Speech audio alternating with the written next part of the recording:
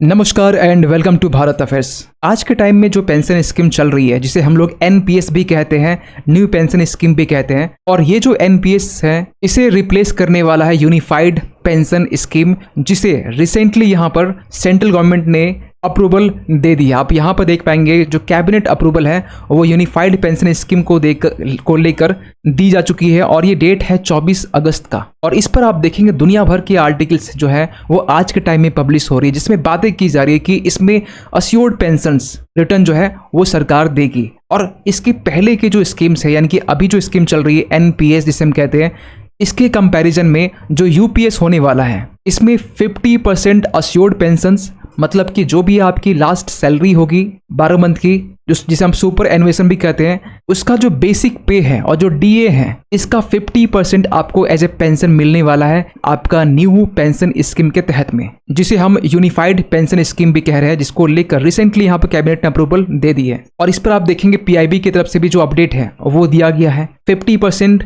Of the average basic पे जो है जो आप ड्रॉन किए last 12 months of prior to superannuation, इसका 50% आपको मिलने वाला है। और इस वीडियो में हम डिटेल से बात करने वाले हैं यूनिफाइड पेंशन स्कीम के बारे में कि टैक्स में आपको डिडक्शन जो छूट है, बेनिफिट, वो कैसे मिलेगा, इसमें क्या क्या प्रोविजंस होने वाले हैं, इसमें पहले के एनपीएस के कंपैरिजन में आपको इसमें कैसे फायदा मिलने वाला है, और फाइनली लास्ट हम बात करेंगे क्या ये एक पॉलिटिकल मूव है, इस पर भी हम बात करेंगे कि ऑपोजिशन इसके बारे में क्या सोच रहा है। लेकिन पहले आपको बता दें कि इसको लेकर हाल ही में जो फाइनेंस सेक्रेटरी है टीवी सोमनाथन, इनको एक काम सौंपा गया था। इनको ये बोला गया कि जो पहले का जो स्कीम है, नेशनल पेंशन स्कीम है, एनपीएस जिसे कहते हैं, इसका आप रिव्यू कीजिए, और रिव्यू करने के बाद में जो रिपोर्ट है आप हमें सबमिट कीजिए।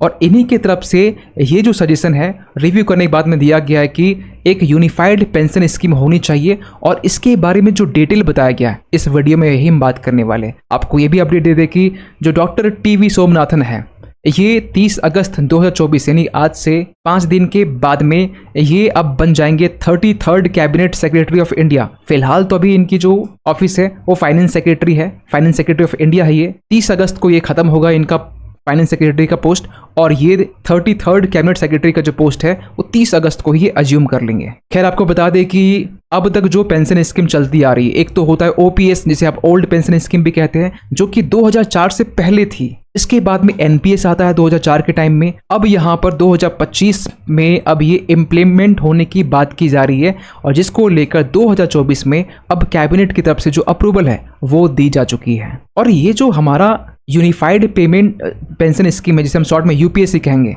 ये ऑलमोस्ट कहा जा रहा है कि ओपीएस की तरह है, ओल्ड पेंशन स्कीम की तरह है। वो कैसे?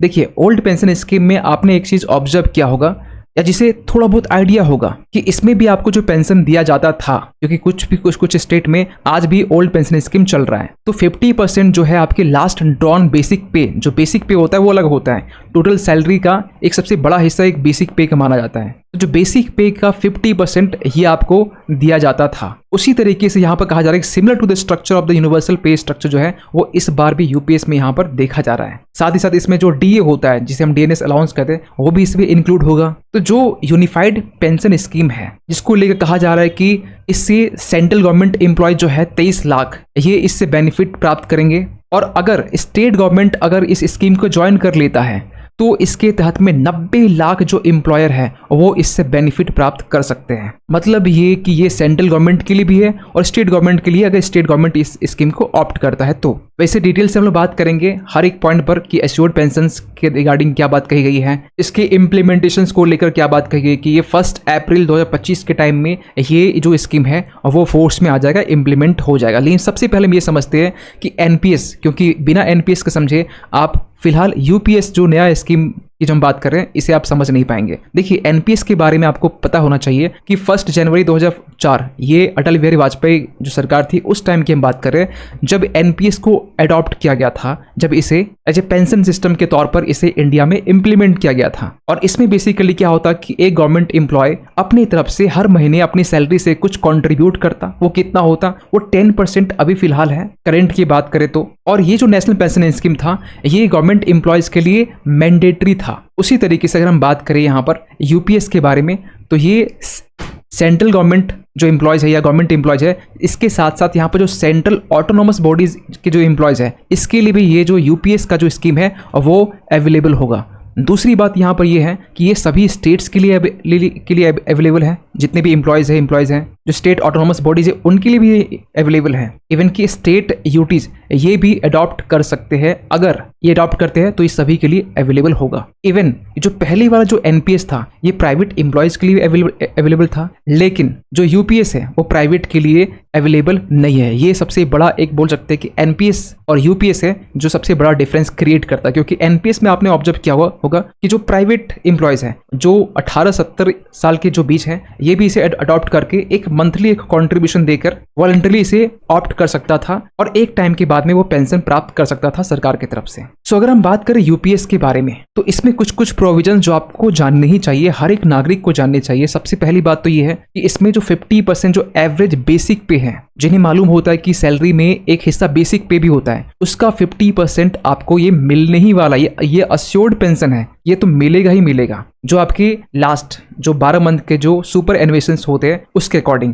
लेकिन इसमें कुछ कंडीशन ये है कि आपको इसके लिए 25 साल एटलीस्ट काम करने होंगे गवर्नमेंट एम्प्लॉय बनकर। लेकिन जो लोग 25 साल काम नहीं किए उनके लिए यहाँ पर जो कहा गया है कि मिनिमम 10 ईयर्स का जो सर्विस है वो आपको देना पड़ेगा और उसी के प्रोपोर्शनेट के अनुसार यहाँ पर आपको जो पेंशन है वो दी जाएगी। तो आप पूछेंगे 10 ईयर्स जो काम करता है उसके लिए क्या 50% होगा? नहीं, उसके अकॉर्डिंग जो रेशियो है वो निकाला जाएगा और आपको पेंशन दी जाएगी। इवन की अश्योर्ड फैमिली पेंशन भी है। मतलब ये हुआ कि जो 50% पेंशन जो एम्प्लॉयर है उसे देने की जो बात की जा रही थी, लेकिन अगर वो बंदा नहीं है, उनकी डेथ हो चुकी है, तो उनकी जो फैमिली पर्सन जो मेंबर है, स्पाउस है, उन्हें दी जाती है, जैसे कि अब भी चलता आ रहा है। तो यहाँ पर जो 50% जो देने की बात की जा रही है उस 50% का 60%, मतलब ये हुआ कि अगर किसी पर्सन को 50,000 जो है वो पेंशन दी जा रही है, लेकिन अनफॉर्चुनेटली इनकी डेथ हो जाती है और इनकी जो स्पाउस है इनको यहाँ पर दी जाएगी, इसका 60% मतलब कि 30,000 जो है रुपीज है वो इनके स्पाउस को दी जाएगी।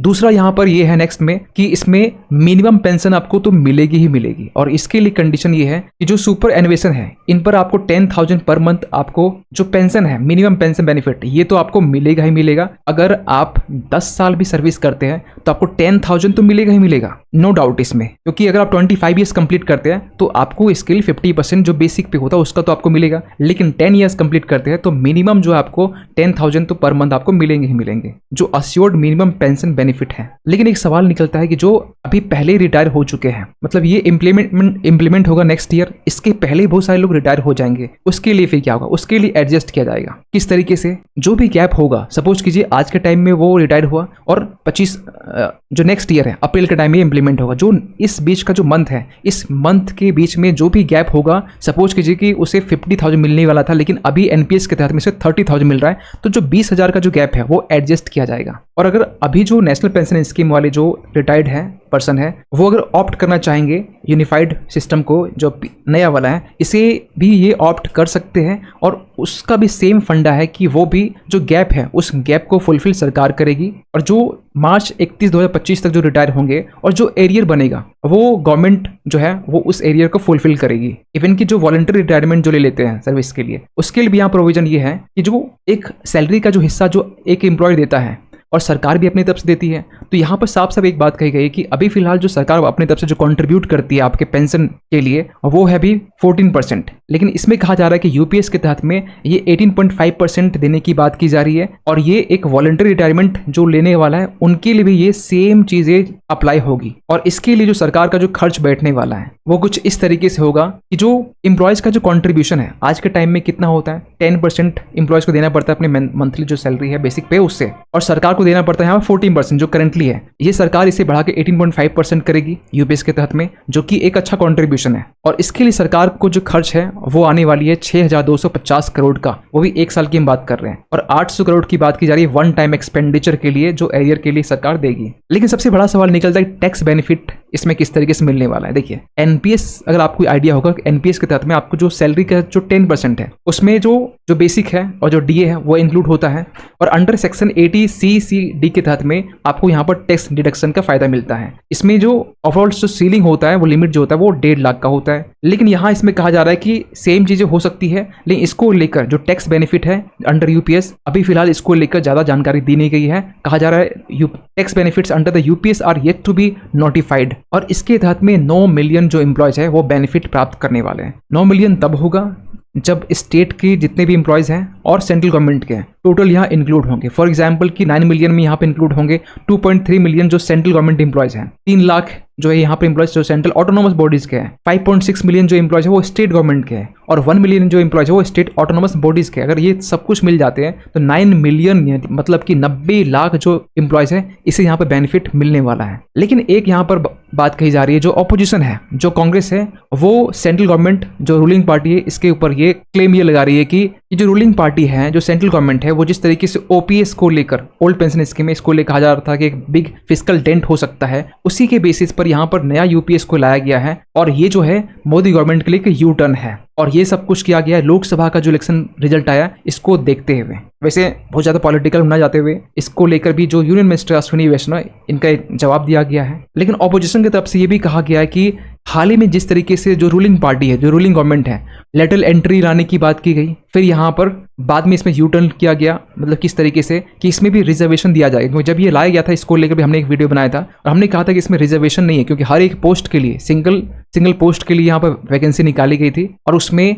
13 पॉइंट जो रोस्टर होता है उसके अकॉर्डिंग यहाँ पर जो रिजर्वेशन जो है वो अप्लाई नहीं होता है। तो इसको लेकर भी क्लैरिटी दी गई कि इसमें भी रिजर्वेशन होगा। इसके अलावा जो वक्फ बिल है इसको लेकर भी हमने एक वीडियो बनाया था, ज्वाइंट पार्लियामेंट्री कमेटी के पास भेजा गया है। इसके अलावा यहाँ पर जो ब्रॉडकास्ट बिल लाया गया था, जो ड्राफ्ट जो लाया गया था, इसको भी यहाँ पर जो सेंट्रल गवर्नमेंट है ये वापस ले चुकी है। और आगे आने वाले टाइम में ना और भी ज़्यादा क्रूशियल होने वाला है क्योंकि अभी स्टेट इलेक्शंस आने वाले हैं हरियाणा, महाराष्ट्र, जम्मू एंड कश्मीर और झारखंड में, इवन कि दिल्ली में भी आने वाला नेक्स्ट ईयर में। और ये कहा जा रहा है कि ऑपोजिशन ये इल्जाम लगा रही है सेंट्रल गवर्नमेंट के ऊपर में कि ये जो मोदी गवर्नमेंट है उसका एक स्विफ्ट मूव्स देखा जा रहा। खैर, इसको लेकर आप क्या मानते हैं, अपनी ओपिनियन जरूर दीजिएगा। और जाते जाते एक क्वेश्चन आप सभी के लिए कि हाल ही में यहाँ पर जो फर्स्ट नेशनल स्पेस डे, ये थीम इसका क्या है, आपको पहले बता दें कि जो नेशनल स्पेस डे है वो 23 अगस्त को ऑब्जर्व किया जाता है। आपको बताना इस बार का थीम क्या था, a new era of space explorations, India journey to the stars. Third में है आपके पास में touching lives while touching the moon, India space saga, या फिर नन ऑफ द अबव। सही आंसर कीजिए कमेंट सेक्शन पे। मिलते किसी अगले वीडियो में, तब तक के लिए थैंक यू सो मच।